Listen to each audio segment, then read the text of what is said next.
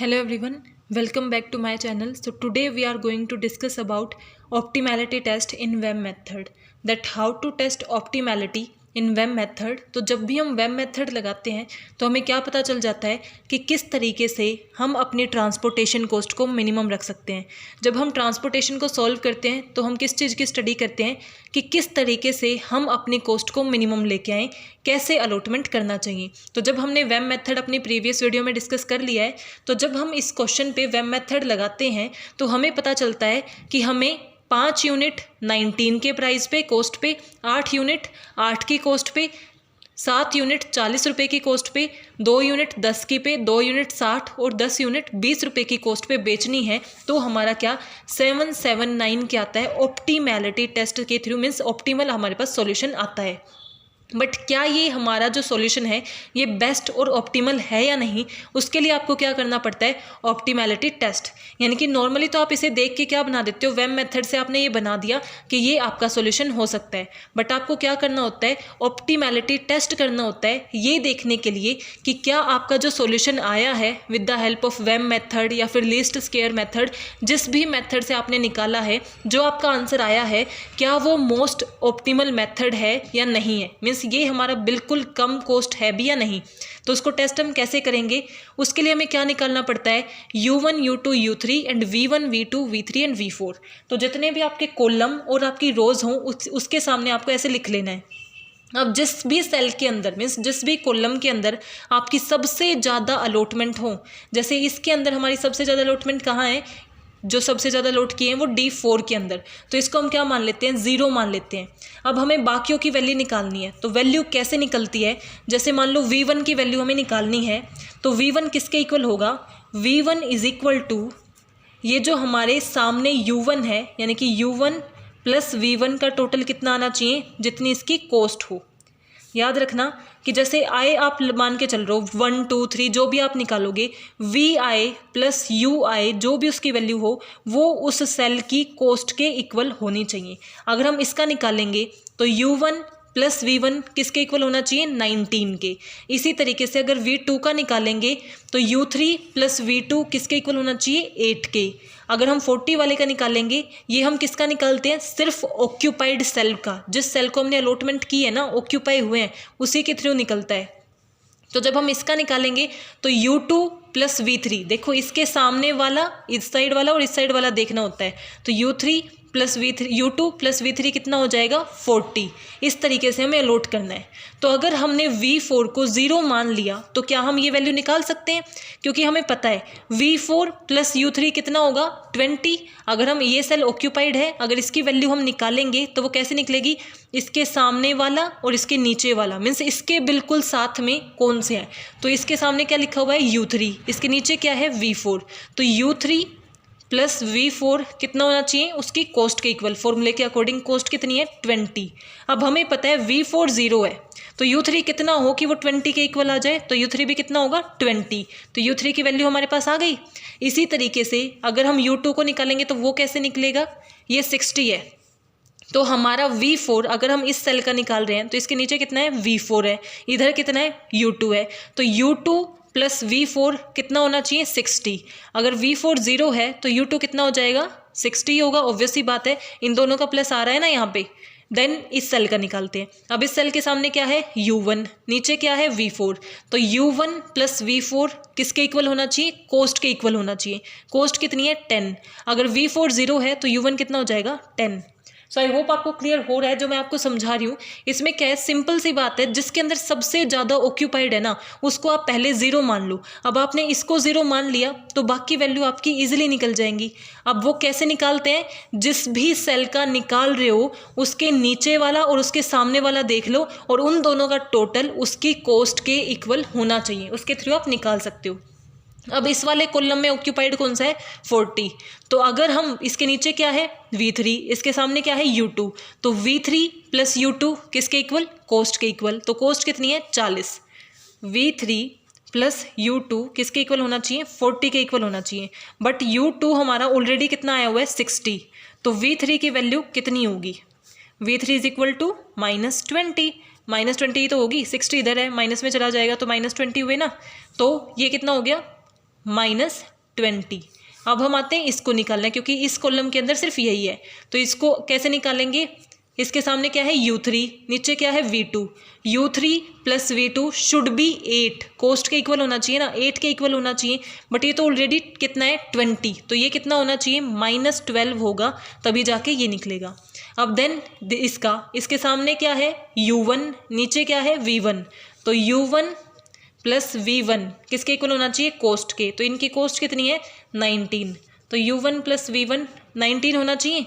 U1 हमारा already कितना है 10 है, तो V1 कितना हो जाएगा 9 ना, तभी तो 19 के इक्वल आएगा, तो इसकी वैल्यू हो गई 9। तो ये हमें सबसे पहले निकालने होते हैं। तो सबसे पहले आपको क्या करना है, U1 U2 U3 V1 V2 V3 निकालने हैं। जो भी आपके में टेबल गिवन हो ना, उसके सामने ये लिख लो और इनको निकाल लो। ये निकालने के बाद हमें क्या करना है, जो अनऑक्यूपाइड सेल है, देखो अभी तक हमने किसका निकाला, ऑक्यूपाइड सेल का, क्योंकि जिसको भी हम देख रहे थे सिर्फ उसी को देख रहे थे ना जिसके बाहर गोला लगा हुआ है, जिसको अलॉटमेंट हुई है, बट ऐसा तो है नहीं, सेल तो सारे ही इंपॉर्टेंट है। तो अब हम किसका निकालेंगे, अनऑक्यूपाइड सेल का। तो अनऑक्यूपाइड सेल हमारे कौन से बच गए, एक तो 70, एक 40, देन 30 एंड 30, 50 एंड 70, ये हमारे क्या है अनऑक्यूपाइड सेल हैं। अब इनका हम कैसे निकालते हैं, इसका फॉर्मूला, एक फॉर्मूला अगर आपको याद हो गया ना, पहला फॉर्मूला कि ये कैसे निकालते हैं, इनका तो बहुत सिंपल है कि उसके नीचे का देख लो, साइड वाला देख लो, उनका टोटल कोस्ट के इक्वल होना चाहिए। और अनऑक्यूपाइड का कैसे निकलता है कि अनऑक्यूपाइड के अंदर जो कोस्ट है उसमें से माइनस कर दो उसके सामने जो UI है, यानी कि जो भी U की वैल्यू है, प्लस में उसके सामने जो V की वैल्यू है। मीन्स आपकी जो कोस्ट है, यानी कि मान लो इस सेल का हम निकाल रहे हैं, तो इसकी जो कोस्ट है उसमें से क्या माइनस कर देंगे, इसका और इसके नीचे वाले का टोटल। तो अगर 70 का अगर हम निकाल रहे हैं तो 70 तो इसकी कोस्ट है, कोस्ट में से क्या माइनस करेंगे, इसके सामने वाले का और इसके नीचे वाले का टोटल, तो 60 + 9। देन 40 वाले का अगर हम करेंगे तो इसके नीचे कितना है 9 और यहाँ कितना है 20। जो भी कोस्ट है उसमें से उसके V1 और U3 यानी कि उसके V की जो वैल्यू है और U की जो वैल्यू है उसे माइनस कर दो, तो इसमें से कितना माइनस होगा 20 + 9। अगर हम इस 30 का निकालेंगे तो ये कितना है 10 है और ये कितना है माइनस में है, तो ये क्या हो जाएगा 10 - 12। देन इस 30 का 60 - 12। अगर इस 50 का निकालेंगे तो कितना होगा, इसके सामने कितना है 10, इसके नीचे कितना है -20, तो 10 - 20। और अगर इस 70 का निकालेंगे तो 20 - 20। अब हम इन्हें सॉल्व करते हैं, तो 70 - 69 1, तो ये क्या आ गया पॉजिटिव। 40 - 29 11, ये भी हमारा क्या हो गया पॉजिटिव। 30 माइनस, यहाँ क्या है 10 - 2 तो -2, तो 30 - -2 तो माइनस क्या हो जाएगा प्लस। जैसे हम ऐसे लिखेंगे ना 30 - -2 तो माइनस प्लस, तो 30 + 2 = 32, तो वो भी क्या हो जाएगा पॉजिटिव। 30 - 60 - 12, तो 60 - 12 कितने हो गए 48। 48 में से जब हम 30 को माइनस करेंगे तो कितना आएगा -18, तो ये हमारा क्या हो गया नेगेटिव हो गया। नाउ 50 - 10 - 20, तो यहाँ कितना बच गया -10, माइनस में है तो इधर आके प्लस में, तो 60, ये भी हमारा पॉजिटिव और ये भी हमारा पॉजिटिव। अगर ये सारी वैल्यू पॉजिटिव आ जाती ना तो हमारा इसका मतलब क्या होता, ये जो हमारा 779 आया है ये एक्चुअल में एक मिनिमम कोस्ट है और ये एक ऑप्टिमल सॉल्यूशन है, बट ऐसा हुआ तो नहीं। जो मीन्स हमारा एक नेगेटिव आ गया इसका मतलब ये हमारा ऑप्टिमल सॉल्यूशन नहीं है, कोस्ट इससे भी कम हो सकती है। देखो ऑप्टिमैलिटी टेस्ट इसीलिए ज़रूरी है, अब वरना ऑप्टिमैलिटी टेस्ट अगर हम नहीं करते तो हमारे हिसाब से तो हमारी इतनी सबसे कम कोस्ट आ सकती है और हम बेस्ट चल रहे हैं, बट ऐसा नहीं है। अगर कोई भी अनऑक्यूपाइड सेल में नेगेटिव आ जाती है, अगर सारी पॉजिटिव हैं, देखो ये कंडीशंस आपको पता होनी चाहिए, अगर सारी पॉजिटिव हैं तो सॉल्यूशन आपका बिल्कुल सही है और इसका मतलब आपकी ये जो वैल्यू है ये ऑप्टिमल है। बट अगर एक भी नेगेटिव है इसका मतलब क्या है, कहीं ना कहीं गलती है, इसका मतलब और कम हो सकती है। तो अगर हमारी नेगेटिव कौन सी आ रही है, इस 30 की, इस 30 की वैल्यू क्या आ रही है नेगेटिव आ रही है। तो पहले तो हम ये सारी वैल्यू उतार लेते हैं। पहले तो ये देखो इस 30 की वैल्यू क्या है नेगेटिव है, इसको हमें क्या करना है पॉजिटिव करना है, तो इसके साइड में एक बड़ा सा पॉजिटिव का निशान बना दो क्योंकि इसे आपको क्या करना है पॉजिटिव। अब इसमें क्या करना होता है, जो आपकी वैल्यू नेगेटिव आ रही है ना, वहाँ से आपको क्या बनाना होता है, एक लूप बनाना होता है। देखो अभी आपको ये कन्फ्यूजिंग लगेगा, बट आप इसे जब रिपीट करोगे ना तो आपके लिए बहुत ईजी हो जाएगा।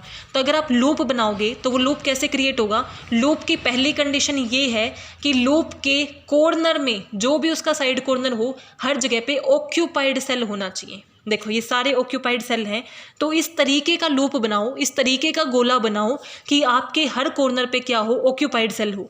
तो अगर मैं यहाँ से बनाना शुरू करूँ तो क्या मैं ऊपर जा सकती हूँ, क्योंकि यहाँ एक कॉर्नर बनेगा बट यहाँ ऑक्यूपाइड सेल तो नहीं है, तो मुझे कहाँ आना पड़ेगा, नीचे आना पड़ेगा, नीचे, क्योंकि मेरे पास ऑक्यूपाइड सेल है 8। अब मैं इसके बाद कहाँ जा सकती हूँ, इस साइड तो जा नहीं सकती क्योंकि इधर ऑक्यूपाइड सेल नहीं है, तो मैं इधर जाऊँगी तो क्या मेरे कॉर्नर में ऑक्यूपाइड सेल होगा, तो चलो इधर चल देते हैं। देन ये अब हम ऊपर जाएंगे, क्योंकि लूप का मतलब क्या होता है, जो घूम फिर के वहीं आ जाए। जैसे ये क्या है, एक लूप है, ये क्या है, एक लूप है जो घूम फिर के वहीं आ जाए, तो घूम फिर के हमें आना इसी पे ही है। तो अगर हम ऊपर जाएं तो यहाँ जा सकते हैं ना, क्योंकि 2 क्या है, एक ऑक्यूपाइड सेल है, और घूम फिर के हम कहाँ गए, वापस अपनी डेस्टिनेशन पे आ गए। क्या इस कॉर्नर पे है, इस कॉर्नर पे है और इस कॉर्नर पे है, इसका मतलब सेटिस्फाई हो रही है ना हमारी कंडीशन। कंडीशन क्या कहती थी, जहाँ से लूप बनाओ ना उसके बाद जितने भी कॉर्नर आए, हर कॉर्नर पे एक ऑक्यूपाइड सेल होना चाहिए। इतना आपको समझ आ गया कि आपने लूप बनाया, और ये लूप जरूरी नहीं है, किसी भी शेप का बन सकता है, बस आपके हर कॉर्नर पे क्या होना चाहिए, ऑक्यूपाइड सेल होना चाहिए। अगर हम यहाँ कुछ पॉजिटिव करेंगे तो हमें यहाँ डिडक्ट करना पड़ेगा, ये तो हमारा रूल ही होता है ना कि अगर कुछ ऐड कर रहे हैं तो कुछ डिडक्ट भी करना पड़ेगा। अब यहाँ कुछ पॉजिटिव कर रहे हैं तो उसी कॉलम के अंदर कुछ नेगेटिव करना पड़ेगा। अगर इस रो के अंदर कुछ पॉजिटिव है तो इस वाले को क्या करना पड़ेगा, हमें नेगेटिव करना पड़ेगा। अब यहाँ नेगेटिव कर रहे हैं तो इसको क्या करना पड़ेगा, कुछ पॉजिटिव। तो सिंपल सी बात क्या है, जहाँ आपने पॉजिटिव किया है ना, जो सेल आपका नेगेटिव आया था जिसको आपको पॉजिटिव बनाना है, उसका जो कोरेस्पॉन्डिंग है उसके सामने पॉजिटिव लिख दो, बाकी बचे हुए पे नेगेटिव लिख दो। अब देखो बहुत इंपॉर्टेंट क्या है, देखो एक बार मैं रिपीट कर रही हूँ। सबसे पहले हमने V1 V2 ये सब निकाले, उसकी हेल्प से हमने अनऑक्यूपाइड सेल निकाल लिए कि अनऑक्यूपाइड हमारे सेल कितने थे। जब हमने अनऑक्यूपाइड सेल निकाले, अगर उसमें से कोई नेगेटिव आ गया तो हमें क्या बनाना पड़ता है, लूप। अगर पॉजिटिव है तो इसका मतलब ये सॉल्यूशन बिल्कुल सही है, यही ऑप्टिमल है। नेगेटिव आ गया तो हर कॉर्नर पे हर कॉर्नर पे ऑक्यूपाइड सेल हो, ऐसा लूप बनाना है। अब हमें क्या करना है, जो लूप बनाया है उसमें जो 2 नेगेटिव हैं, यानी कि लूप के अंदर जो नेगेटिव वैल्यूज़ हैं उसके अंदर का देखना है। उसके एक में 8 है ऑक्यूपाइड में और एक में क्या है 2, और कौन सा लेना है, मिनिमम। देखो इन पॉइंट्स को आप लिख लो, तभी आप क्या कर सकते हो, जो भी आपके ऑक्यूपाइड सेल होंगे कॉर्नर्स पे, उसमें जो नेगेटिव वाले हैं उसमें जो मिनिमम है ना, उसको आपको ऐड और डिडक्ट करना है। तो यहाँ प्लस है तो यहाँ 2 ऐड हो जाएगा, यहाँ माइनस है तो इसमें से 2 डिडक्ट होगा, यहाँ माइनस है तो इसमें से 2 डिडक्ट होगा, यहाँ प्लस है तो इसमें 2 ऐड होगा। और ऐड और डिडक्ट किस में से होगा, ऑक्यूपेशन में से, यानी कि जो ऑक्यूपेशन है ना इसमें से। तो देखो अगर हम नया बनाएंगे तो वो कैसे बनेगा, पहला है 19 को हमने दे रखा है 5, 70, 14 पे तो कोई डिफरेंस ही नहीं पड़ रहा क्योंकि ये तो नॉर्मल वैसे ही है। उसके बाद ये 30 था, अब ये 30 हमें क्या करना था, प्लस करना था, तो इसको हमने 2 ऐड करना है, तो इसका क्या हो जाएगा, ऑक्यूपेशन में 2 आ जाएगा। ये 8 क्या था, अब माइनस में चला गया था, तो माइनस में था 8 को 8 ही अलॉटमेंट थी, 2 हम 8 में से घटा देंगे तो कितना बचेगा हमारे पास सब्सट्रैक्शन के बाद 6, तो इसकी अलॉटमेंट कितनी रह गई 6। 50, 40 को कितना था 7, देन 70। अब देखो 10 को था 2, अगर इस 60 में से हमें कितना माइनस करना है, 2 माइनस करना है, तो अगर हम 2 को माइनस कर देंगे तो 60 के पास तो अलॉटमेंट बचेगी ही नहीं क्योंकि ये कैंसिल हो जाएगा। इस 20 को कितना था, 10 था, बट प्लस कितना करना है 2, तो 20 के पास पहले 10 था, अब कितना हो गया 12। तो ये हमारी क्या आ गई, नई टेबल बन गई। अब इस नई टेबल में देखो सबसे पहले क्या चेक करेंगे कि सेल कितने हैं, 1 2 3 4 5 6। ऑक्यूपाइड सेल किसके इक्वल होने चाहिए, m + n - 1 इसके इक्वल। m का मतलब क्या है, number of rose, and n मतलब नंबर ऑफ कॉलम। तो कितने कॉलम है, 1 2 3 4, कॉलम 4 है, रोज कितनी है 1 2 3, तो 4 5 6 7, 7 में से एक गया 6। क्या हमारे ऑक्यूपाइड सेल उसके इक्वल है, इसका मतलब हम सही चल रहे हैं, इसका मतलब कोई डीजनरेसी नहीं है। अब हम क्या करेंगे, नया आंसर हमारे पास आ गया ना, जिसमें हमारा नया आंसर क्या है, 19 इंटू में 5 प्लस 30 इंटू में 2 प्लस 8 इंटू में 6 प्लस 40 इंटू में 7 प्लस 20 इंटू में 12 और प्लस 10 इंटू में 2, इन्हीं को हमने लिख दिया है और इसका टोटल आ रहा है 747। तो क्या 779 से 747 छोटा है? इसका मतलब हमारी कम कॉस्ट हो सकती थी। यहाँ तो हम ऐसे ही धोखे में थे, कम कॉस्ट तो हो सकती थी, और कम हो गई हमारी कॉस्ट, हो गई ना। तो क्या अब ये हमारा ऑप्टिमल सॉल्यूशन है? इसके लिए हमें क्या करना पड़ेगा? रिपीट व्हाट यू डिड, वही चीज़ें दोबारा निकालो।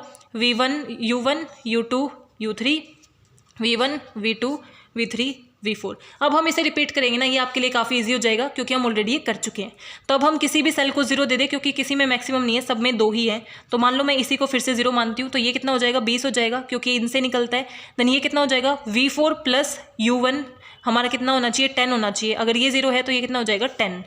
अब इससे निकालती हूँ ये V1 प्लस U1 कितना होना चाहिए? 19 होना चाहिए। ये क्या है? 10 है, तो ये क्या हो जाएगा? 9। देन ये निकालते हैं हम, इसके थ्रू हमारा क्या आ गया? इसका आंसर आ गया। देन ये हमारा क्या है? V2 plus U3। V2 plus U3 किसके इक्वल होना चाहिए? कॉस्ट के। कॉस्ट कितनी है? 8 के इक्वल होना चाहिए। अब U3 हमारा कितना है? 20 है, तो इसका मतलब ये हमारा क्या हो जाएगा? -12। अब ये -12 आ गया। V2 प्लस U2 किसके इक्वल होना चाहिए? 30 के इक्वल होना चाहिए, क्योंकि 30 कॉस्ट है ना। तो ये -12 है, तो यहाँ कितना होना चाहिए कि ये 30 आए? तो देखो ये हमारा क्या है? U2 plus V2 is equal to 30 हमारा होना चाहिए। अब हमारा V2 कितना है? ऑलरेडी -12 है, तो ये कितना होना चाहिए? U3 42 होगा, तभी तो ये 30 आएगा। तो इसका मतलब इसका वैल्यू कितनी होनी चाहिए? U2 की 42 होनी चाहिए। देन V3 की निकालेंगे, तो कैसे निकालेंगे? मैं इसे जल्दी इसलिए करा रही हूँ बिकॉज ऑलरेडी हम ऊपर ये डिस्कस कर चुके हैं कि ये कैसे निकलते हैं। सो V3 कैसे निकालेंगे? U2 प्लस V3 किसके इक्वल होना चाहिए? 40 के इक्वल होना चाहिए। जो भी हम 2 ले रहे हैं वो कॉस्ट के इक्वल होने चाहिए। तो ये क्या है? ऑलरेडी 42 है, तो इधर क्या है कि ये 40 के इक्वल हो? -2 ना। 42 - 2 इज इक्वल टू 40। तो हमारे पास सबकी वैल्यू आ गई। अब हम किसकी निकालेंगे? अनऑक्यूपाइड सेल की। तो अनऑक्यूपाइड सेल क्या है? 70 -40 -30। अब आप बताओ कि आगे हमें क्या करना है? कमेंट सेक्शन में मेंशन करो आपको समझ आया या नहीं आया। 70 और 60 ये सब हमारे क्या है? अनऑक्यूपाइड सेल हैं। अब देखो 70 में से क्या माइनस करना होता है? जो भी हमारी कॉस्ट है उसमें से उसी सेल के V और U के टोटल को माइनस कर दो। तो इसका टोटल क्या? 42 + 9 यानी कि 51 को माइनस करेंगे, आंसर क्या आएगा? पॉजिटिव। इसका निकालेंगे तो 20 + 9, अगर 29 माइनस करेंगे तो 11 आएगा, आंसर क्या आएगा? पॉजिटिव। 30 में से 10 - 12 यानी कि -2 को जब करेंगे तो क्या हो जाएगा? 32, आंसर क्या आ जाएगा? पॉजिटिव। अगर इस 50 का करेंगे तो 10 - 2 कितना रहा? 8। 50 - 8 कितना हो जाएगा? 42, वो भी हमारा क्या आंसर? पॉजिटिव। इस 70 का करेंगे तो वो कितना होगा? 20 - 2 18। 17 - 18 वो भी आंसर क्या आएगा? पॉजिटिव। बच गया ये 60 के सामने क्या है? 42, नीचे क्या है? 0। तो 60 - 42 कितना बचेगा? 18, वो भी आंसर क्या है? पॉजिटिव।